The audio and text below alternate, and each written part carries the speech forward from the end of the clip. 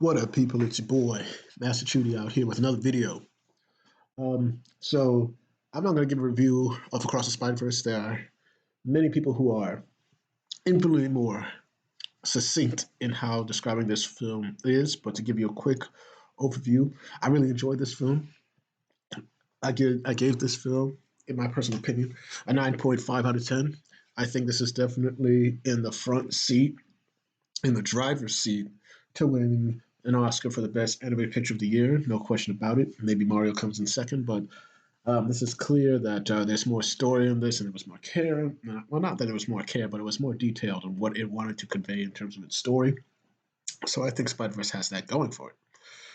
What I will go into with this video is making some descriptions about this and what the Little Mermaid in terms of marketing, and why, as we all know, The Little Mermaid, given this past second week in the box office, it's not looking good. I think it's going to flop. It didn't crack 200 million in its second week domestically. Um, it's not good for The Little Mermaid. I think it's going to flop.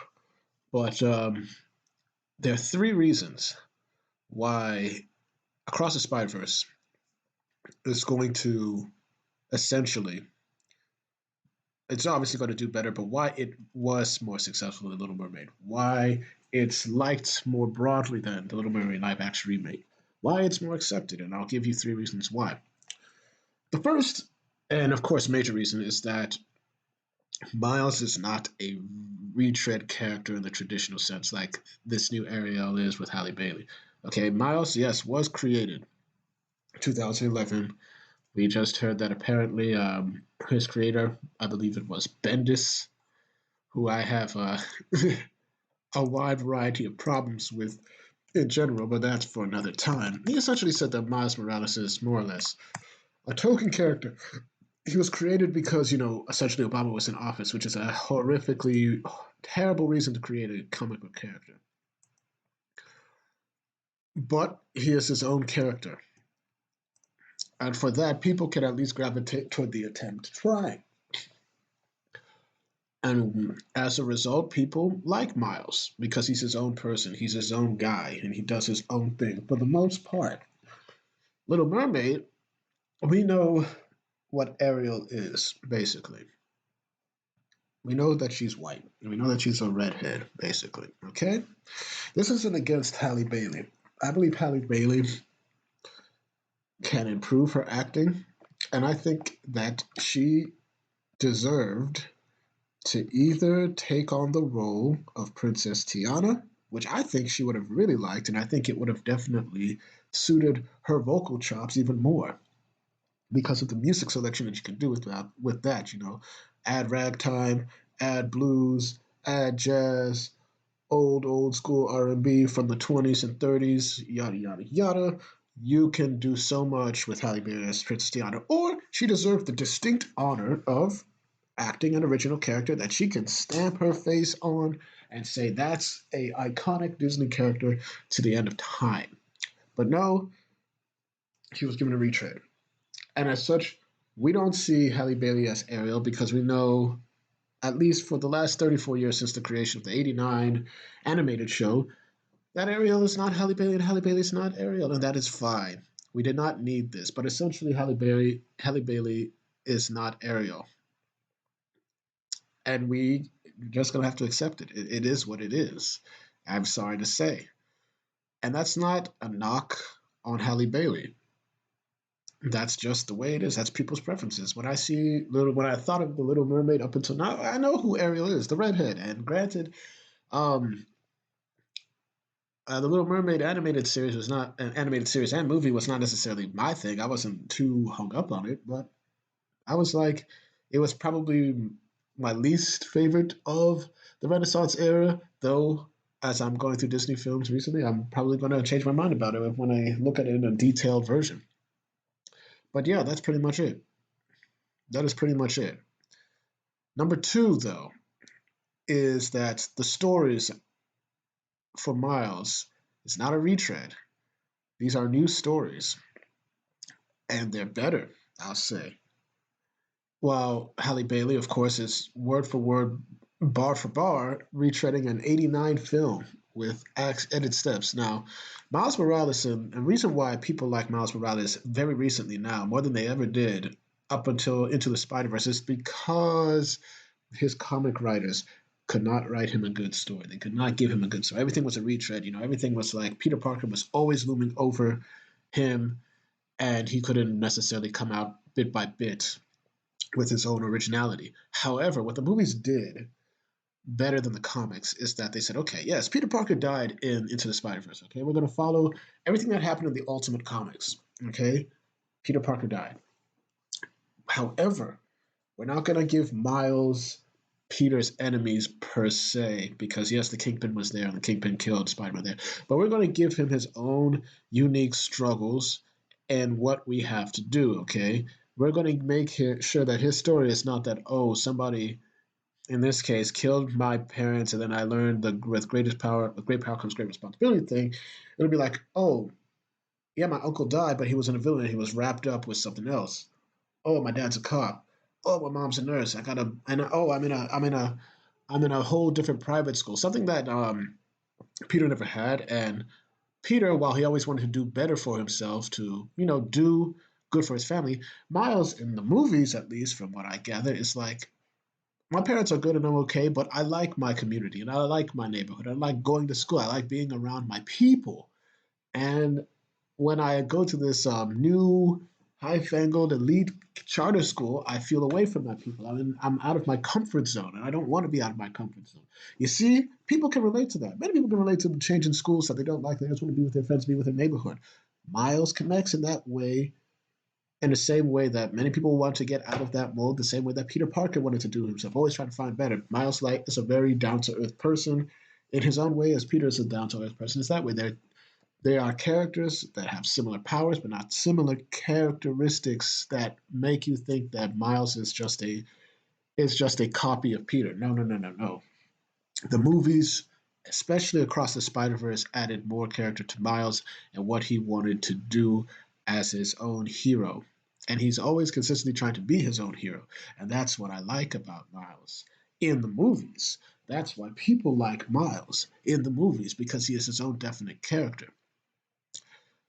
Ariel in the Little Mermaid, we're gonna just keep it a buck. Halle Berry is playing Ariel 100%, but she's black. And the problem with that is that when you leave an iconic character that has not been changed for 35, oh my god, getting to 35 years as of next year, then when you have somebody who unfortunately is not of that race, it's going to create problems. And we just see Halle Berry say, "Oh, Disney was like, oh, nobody will care. We just say, oh, Black Ariel." But the thing is that Halle Bailey, if you're going to make Ariel black, then I think you needed to make her story vastly different. It didn't need to be the same as the animated film at all. In fact, it could have been interesting if Halle Bailey played a different mermaid entirely, set in the Little Mermaid universe, and had her own struggles and did everything like that. And people would be saying, oh, this is new. And and I'm tired to say that there's no way that this couldn't have been a very huge film without it being Halle Bailey as Ariel. It's like Disney doesn't believe that whenever they approach and want to have black characters or black actors, and the same thing with comics as well. They do not believe that their original minority characters can carry the weight of the people that they want to emulate. I think that's a lie. That never used to be the case in the past. Okay, it's never the case with Jon Stewart, who was an original character. It's never the case with Storm. Storm, who is an icon now. Never the case with her. They took the risk and they were rewarded because why? The writers who were behind those characters wanted to ensure that the characters would stand out and be remembered for the test of time. And that worked with Storm, that worked with Jon Stewart and Green Lantern, that worked with Blade, that worked with Black Panther, that worked with Luke Cage, that worked with, now, in this case, you could say Monica Rambeau, even though I don't think that the TV shows are doing her any favors.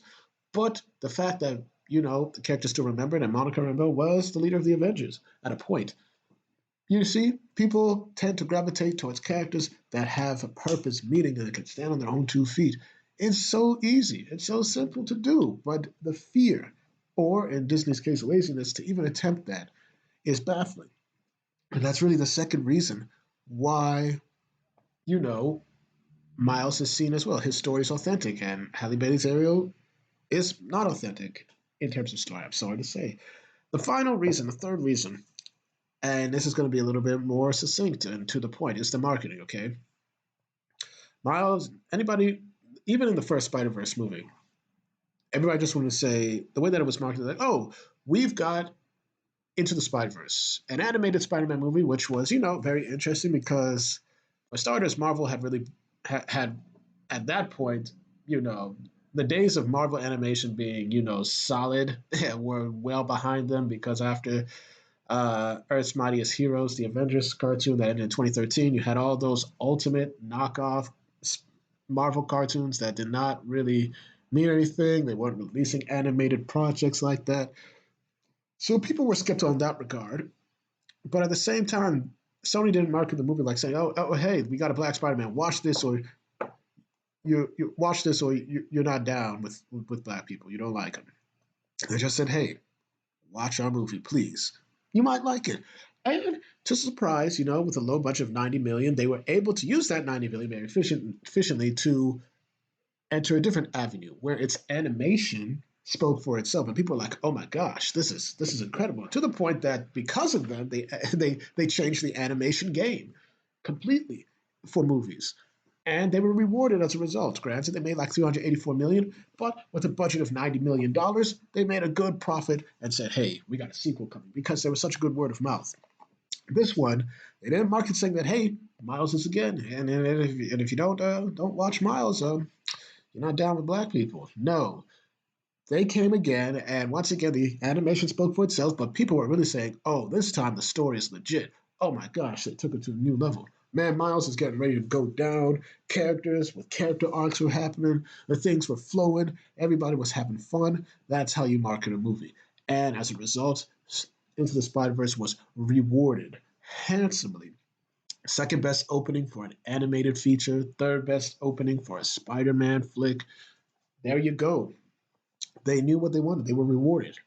And as a result, they beat out Little Mermaid's opening by a good 3 million. And Little Mermaid had a 4-day holiday weekend, while animated Miles Morales had his usual 3-day.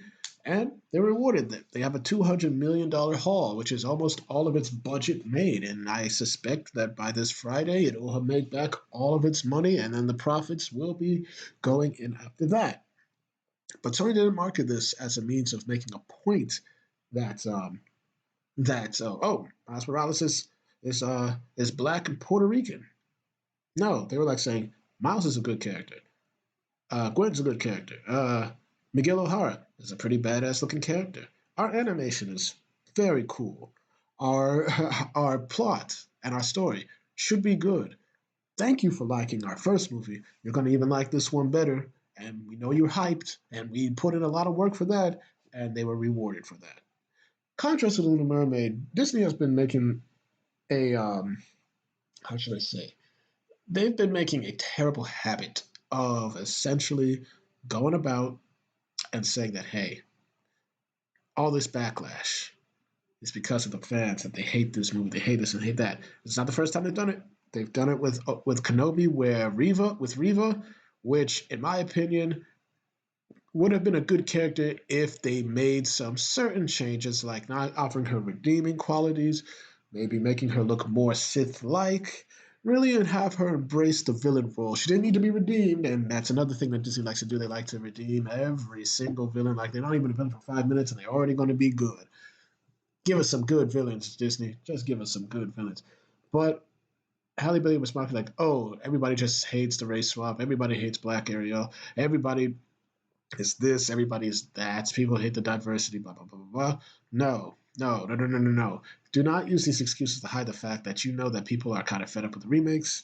That people didn't really want a race swap, and that's been said across a variety of different people. Nobody wanted the race swap.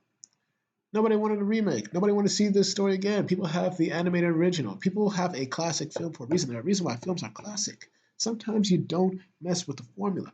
But because of the way this was marketed, because of the way this was presented, because of the way that Disney was trying to do certain things, it backfired and flopped.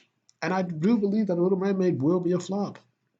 It has lost money. It's not going to make its money back. I'm kind of confident with that. If it does, well, then I was proven wrong, but it's not looking like that. It is going to flop. In the meantime, Miles Morales, Spider-Man Across the Spider-Verse, is making bank. And unlike The Little Mermaid, I am confident that Across the Spider-Verse will have an Oscar in its pocket. At the very least, a nomination that is secured, no doubt. Why did I make this video, you say? What's the purpose of this? It's that the fact that Disney needs to learn why it is failing, and it's going to learn the hard way. Okay? 3 Disney films have been released. Ant-Man Quantumania flopped. Guardians of the Galaxy, people had a lot of high hopes for that, and so far it's been proving those theories right. That has made profit. But this will flop, and that's 2 out of 3. And people are already scared about Elemental flopping. Unfortunately, I had high hopes for that film, but it's not looking good. Haunted Mansion, I don't know whether people will know, but it's likely to flop because there's not really a lot of hype around that per se. The Marvels, most likely a flop. The Wish movie that's coming out, not enough knowledge, who knows? But it shows you that right now, in terms of content and movies, Universal and now Sony, we have to keep an eye, it's looking to be eating Disney's lunch, and Disney doesn't seem to be getting the message. But thank y'all for watching. Please like, share, and subscribe, and hit the notifications to make sure you're notified. Once again, I do these reviews for you, or these videos for you, the people, because I want to discuss topics like this. I get your views on them. Tell me what you think. Do I have a point? Do you disagree with me? What do you think? Thank y'all for watching, and I hope to have more videos when I can. Peace.